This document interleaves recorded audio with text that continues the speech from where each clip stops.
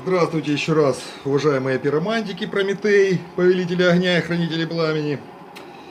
Ну, предыдущее восстановление Эндерса оставило у меня такое двойственное, не очень приятное чувство, что все-таки я не добрался до вот этой вот топливной трубки. Вот, то есть осталось что-то в тылу непонятное, а осталось там немало. За время жизни этого Эндерса тут накопилось, ну, увидите дальше сами. Вот, но обычно вот внутри, вот в таких труднодоступных местах вычищается при помощи ультразвуковой ванны. То есть оно там выбивается, ну, это у кого она есть. Но у меня ее нету, поэтому пришлось, как будет видно дальше, заняться таким вариантом гастроэнтерологии, мягко говоря. Но результат вы уже видите, какой получился. Вот. Не хотелось, конечно, сильно там его разбирать, поэтому в первую очередь, так по-ленивому, решил промыть вот эту трубку всяческими растворителями. Вот. Ну и один из последних, это крот для прочистки канализации. То есть налил полный бак, прокачал, и оно там капало. Ну, в общем, все вот это, и что там было дальше, вот смотрите дальше. Приятного просмотра.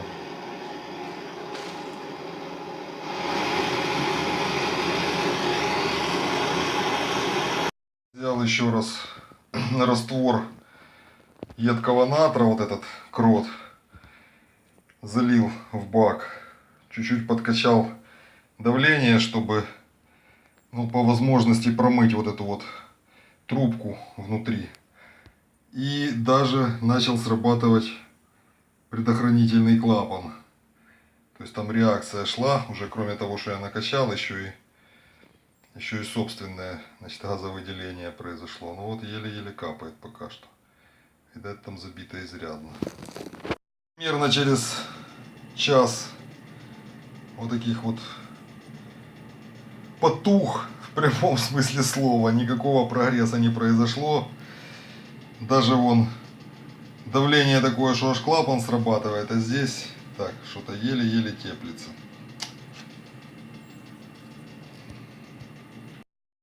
Распаял. Вот такая вот мутатень получилась.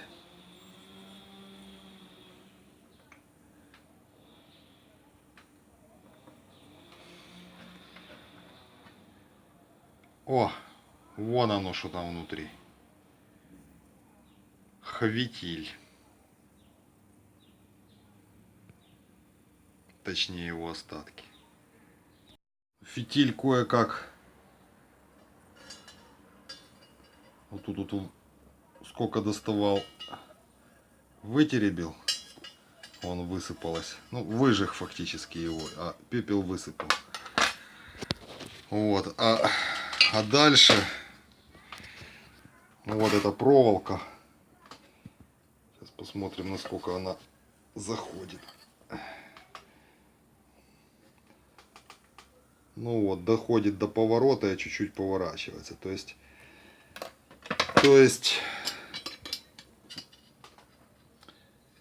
где-то вот здесь вот застряла сетка, или я не знаю уже, что там было, потому что грей не грей, уже дыма не идет, уже там ничего не выгорает. Значит, сетка металлическая. Вот, пробовал продувать, то есть затыкал тут ладонью вот эту вот штуку. Дул сюда, вообще ничего не продувается, позабивалось конкретно, блин. Ну, конструкция, мягко говоря, неудачная. Первоначально выбить вот эту пробку, которая здесь, удалось только вот такой вот протяжкой через, ну, с этой стороны, раза, наверное, не знаю, там с 20-го, с 30-го. Там крутил, подбивал. Первые куски повылетали, повыкидывал. Ну вот это вот, это примерно половина от того, что там было. Что-то такое окаменелое совершенно.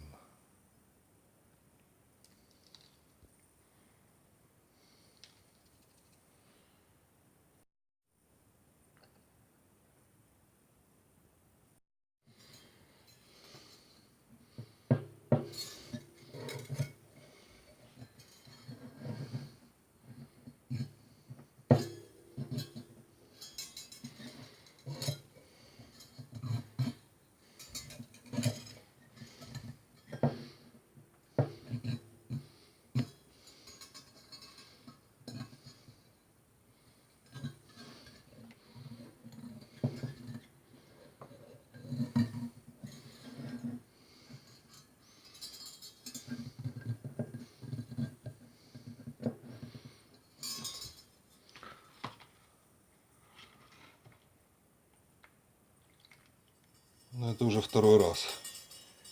Почище. Момент истины сейчас будет. Ну, вода, конечно, не идеально чистая, но, в общем, максимум. Очищал вот такой вот проволокой, причем просунул. В общем, неважно. Как-то сделал.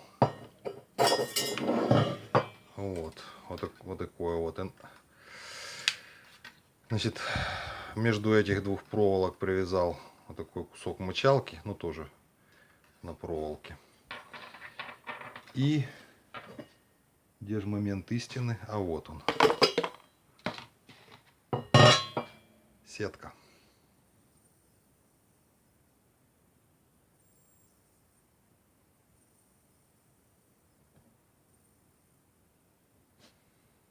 Вот что там было внутри. Но какая-то она, если честно, убогенькая.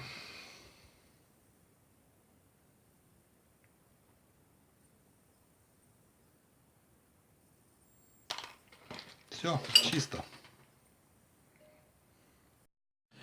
Вот, пользуясь случаем, вымыл изнутри бак. Ну, вот этими вот такими мочалкой, этой металлической. Потому что такая удача редко случается, чтобы можно было конкретно залезть в бак и его там вытроить изнутри. Но уже без всяких кислот, без щелочей. Там уже оно, все, что можно, откисло и отвалилось. Ну, а чисто на механические всякие присохлости. Так, про манипуляции с фитилем видео нету. Вот, поэтому будет рассказ в картинках. Значит, взял две жилы из медного провода диаметром 0,35, сложил их вдвое. Специально концы оставил разной длины, чтобы понимать, ну, как бы, где начало, где конец. Затянул их через отверстие главного вентиля в бачок. К нему прицепил латунную проволоку 0,5. А перед этим надел оплетку от... Ну, у меня были обрезки кабеля от чего-то. Вот. Хотя перед этим пробовал взять вот такой вот антенный кабель, взять оплетку с него. Но она вот тут на концах сразу сатается.